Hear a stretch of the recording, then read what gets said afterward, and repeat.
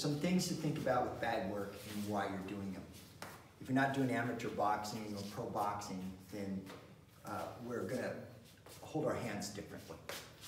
Okay, so normally they tell you to turn your hand over.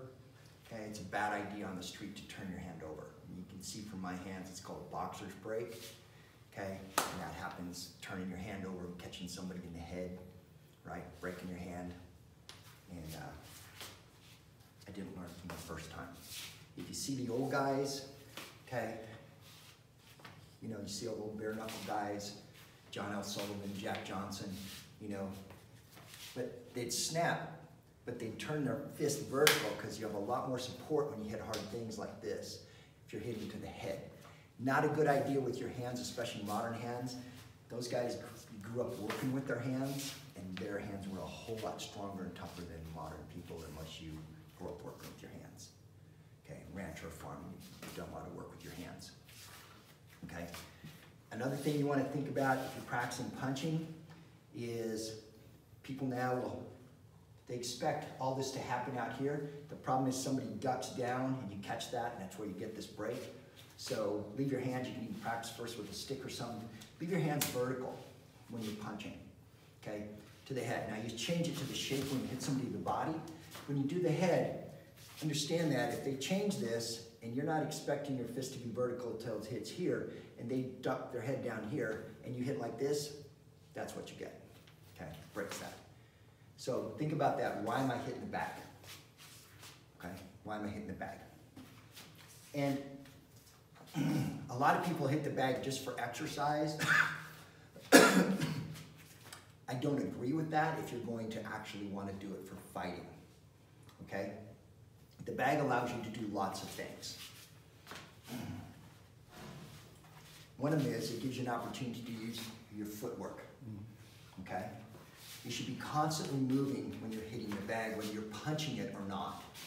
You see people constantly get out here, da-da-da-da-da, da-da-da-da-da.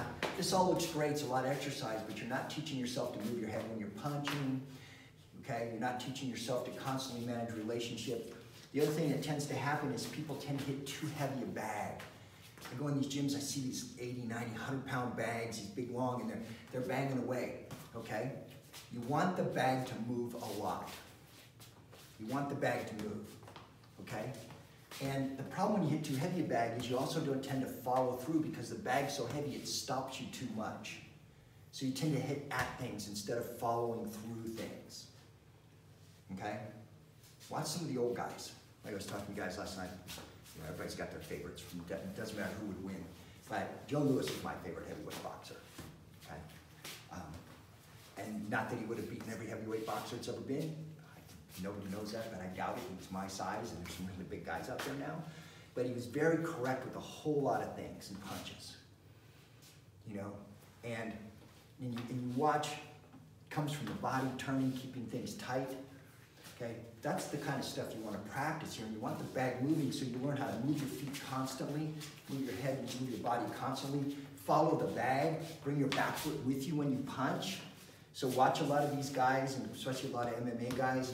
You'll see them, they'll throw a jab, and then when they throw the right hand, they haven't moved the back foot with them, and so the guy's not there. Instead of sliding in with your foot as you're doing that, which is proper. So every time you throw a punch, your feet should be moving. You know, it looks really good. Everybody's hitting the pop, pop, pop. They're hitting the mitts. It looks, but no foot movement, no head movement. The two most important things that you have: foot movement, head movement. Okay? This is not defense. This is defensive. That's a different thing altogether. And once you go on the defensive, especially if you don't have big 16, 18-ounce gloves like in the gym to protect you, okay, that's not a good thing.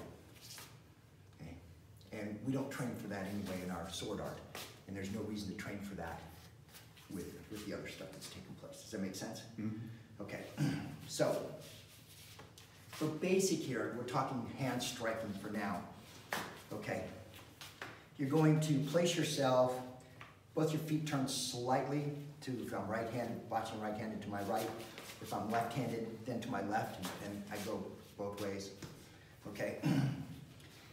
My hand, put your elbow over your liver, if you're watching right-handed, and bring it up in direct line to your opponent's chin. Okay? We're not squaring up like this. Okay? We're going to put shoulder, chin, okay? Going to keep down in a line like this. This hand's going to tend to be lower most of the time for lots of reasons. One, there's kicks and takedowns and other things to worry about. And it also, you get a lot of protection like this. And you guys might have seen a couple of these guys get knocked out in MMA from flying knees because they're doing stuff like this or going for takedowns like this. Man, you guys might not remember Archie Moore, Mongoose, but my favorite, light heavyweight. Archie, right? When people would come in. So if you think about things like somebody coming in flying knee, instead of doing stuff like this, if you do this, how's the knee going to get through? Right? This is nothing new. Right? What happens is amateur boxing is so different now, and people get used to using that. But if you watch a guy like Floyd Mayweather, who's a tremendous boxer, okay, and really the most successful boxer of all time, that doesn't mean he's the best, but he's made the most money for what he's put out. That's the game, right? Right? It's a business. So you'll see, you know, shoulder rolling, a lot of the stuff that you see from the old days that you don't see from a lot of guys as much anymore. So that's all stuff you practice on the bag. It's not just about hitting and getting sweaty. Okay? So first thing is managing distance and relationship. Lots of small movements, you know, you practice your fakes and feints with the bag as well, right? Practice when you're punching. If I throw a right hand, well, I slide behind my left hand, okay? Not this type of stuff. So if I'm gonna throw a right hand, well, I slide behind my left hand. I don't bring my left hand to my head. I bring my head to my left hand, which means I am displacing, moving from this place to this place, right? So practice, okay? If I'm coming back with a hook or something, well, then I slide behind my other hand. It's like you're fighting from cover. Not expecting just because you're throwing, the other guy's going to be doing this. He could easily be throwing while you're throwing, and that's where counter punchers make their bread and butter, is as you're punching, they're countering off of it, and you're not teaching yourself how to slip your head and move to cover and displace as you're punching. It's when it really makes a difference. Does that make sense? Yes. Okay. So you might spend a little bit of time, okay, if I throw a right hand, boom, if I throw a left, bang, okay? Practicing going behind your hands when you do that, okay? And not letting the hands drop away, okay? Boom. So you see that practice, boom, boom, slipping my head behind my other hand as I'm doing that and letting this hand come back as this one goes out. And for us, and it should be for everybody that wants to transfer energy, the energy comes from here. It doesn't come from here. It doesn't come from here, right?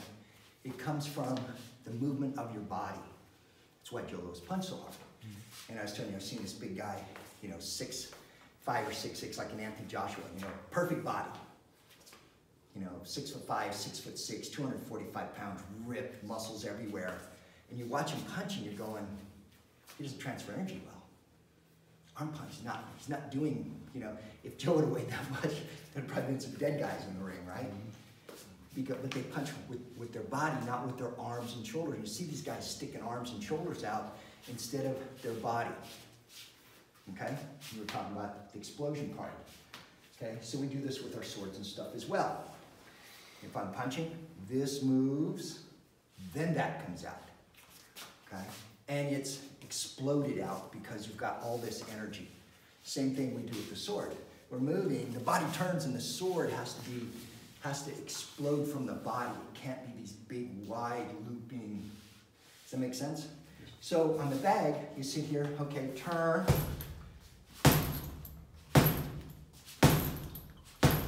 Okay, you start practicing, well, how do I build that up? Turn.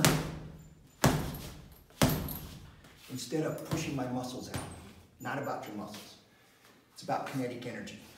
How do you let it go? The nice thing with that is, makes it easy to fake because I'm not sticking things that aren't moving at the same time. I can come here, bang, and I throw this and it sees, right? But I don't let it go, right? Where if I'm punching all of this together, it makes it hard to do that because my hand's out there, right? Okay? So it gives you an opportunity to let that explode. Does that make sense? Okay? The other thing you want to practice constantly is, okay, if I throw, step and move. Constantly stepping and moving. Okay? Moving tight. I'm going to tend to move to my right more. If you're fighting somebody that's right-handed, you tend to move outside people's jabs. Does that make sense? So, if it's a right-handed fighter, I'm left-handed, I'm going to step to my right. If I'm right-handed, I'm going to step to my right. The biggest punch you have to worry about is them trying to keep me in front with a hook. Okay? But it gives me that opportunity. You see, Bobo used to call it fighting downhill. If my foot's outside your front foot, okay, so say if it's a southpaw, I'm stepping to my left, okay, because his front foot is his right foot, I'm going to try to stay outside and make him fight uphill when I'm fighting downhill. Does that make sense? Okay, and then if he's right-handed, well, it's the opposite going to be the case. And if I'm fighting left-handed, well, then it's the same thing. I'm moving outside the jab. Moving outside the jab. Practice punching from where your hands are. Don't wind them up. Okay? So practice. If my right hand's here, it comes from there. Okay? If my left hand's here, that's where it punches from. Don't wind up. Don't draw back. Okay? Don't do that. Because people start seeing that. If you want to punch tight, then turn your body before you let the punch go. If you let the punch go here, it's automatically going to leave you a bigger gap. Especially important if you're fighting a southpaw, because his best is going to be a left cross coming right at you. And if he throws tighter than you, Roy Jones Jr., who was the guy that southpaw that fought that knocked him out.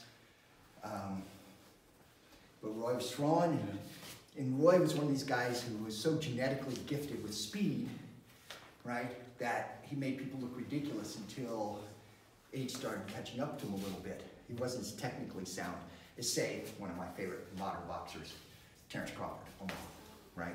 Watch how technically correct Terrence is, how good his footwork and everything is. Okay, so you want to be more technically correct. If I throw tight, there's no room for him to come inside me. But if I come in here and he's tighter, and I run right into it, you can see that fight on YouTube. Okay? So if you want to punch straight, turn your hip, knee, ankle, hip, boom. Just like you do with the sword, right? Knee, ankle, bang, okay?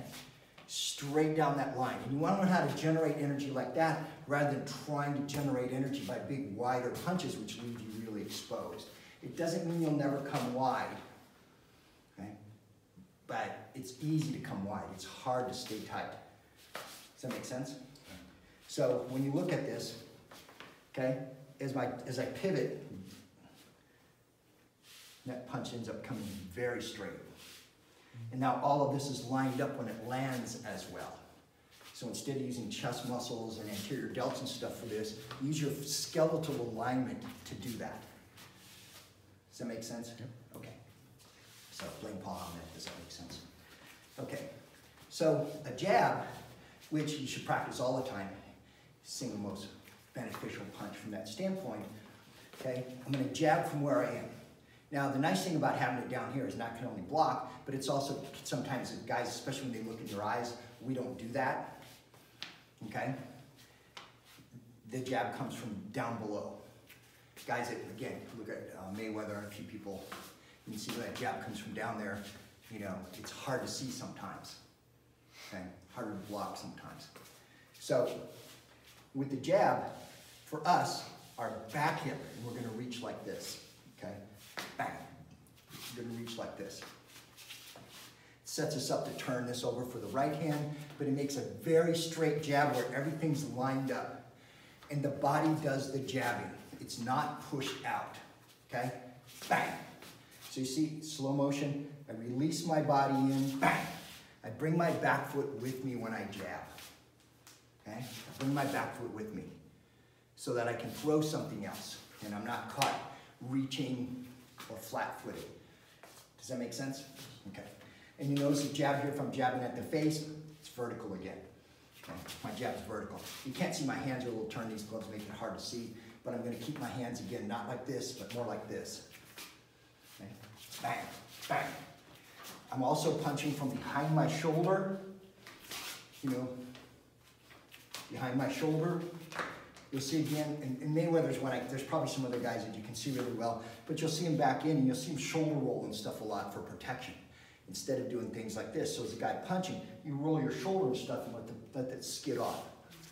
More old school stuff, okay?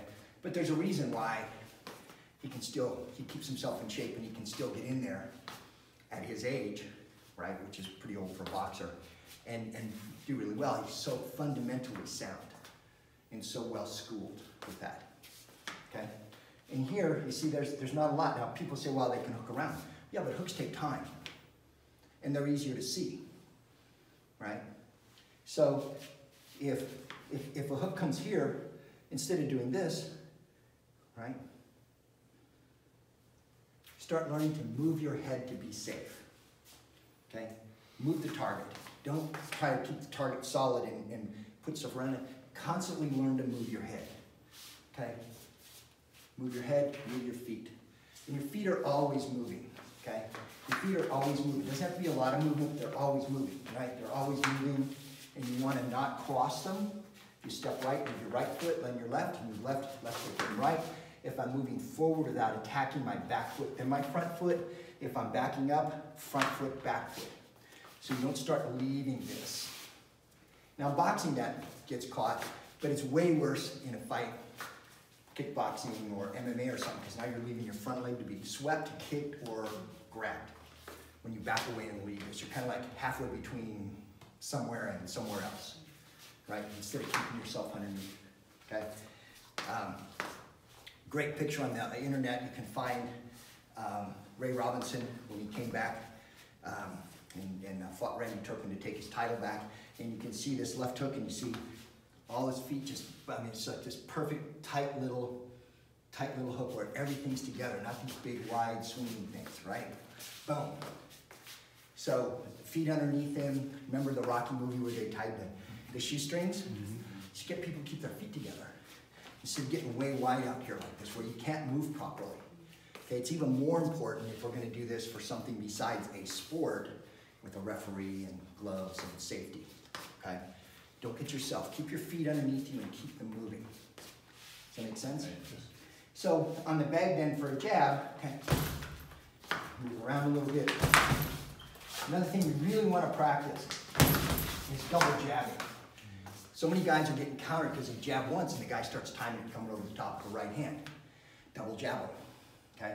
Maybe the first jab's not even the hard jab, maybe the second one is. Start mixing that stuff up. Okay? But if I'm getting predictable and just putting the jab out, you're going to get people start to counter over the top. And this is a thing you don't see too much in MMA yet. They're just starting to learn to jab just a few years ago, but double jabbing to get the person on the counter. So, right? Get that nice little, you know, jab. Constantly working, notice my hand staying here, not jabbing like this. My hand staying here. Okay? Does that make sense? Okay. Other things to practice here then, since we're not boxing per se, if this is here, I can come in like this as I'm coming in. Instead of throwing the right hand, I can throw an elbow, right? Okay. Elbows are hard, damaging, and allow you to come in tight without extending yourself out and let people get up underneath you as well. Does that make sense? And you could that could come in here just as easily, right? So when you're practicing, you can put those punches in as well with, and it's all done exactly the same way. Don't make big wide movements. Keep it here, okay? And practice. Letting this turn, letting it reach. Does that make sense? Did you have some other questions specifically, anybody? The size bag to use? 50, 60 pounds, no more. 50, 60 pounds. You want it to move around, okay?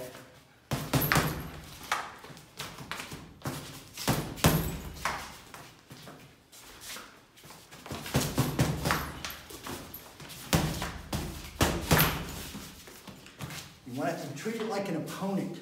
It's not an inanimate object. Move it, push it, shuck it. Slide around it, okay? Hold it. Don't just, it's not just a workout. Especially if you can't spar much. But this is time to practice all of those little things, right? It's time to practice all this. If it's just the way you do it, it'll just be the way it gets done. If not, in the moment, you start going back to habits you haven't built, not such a good deal.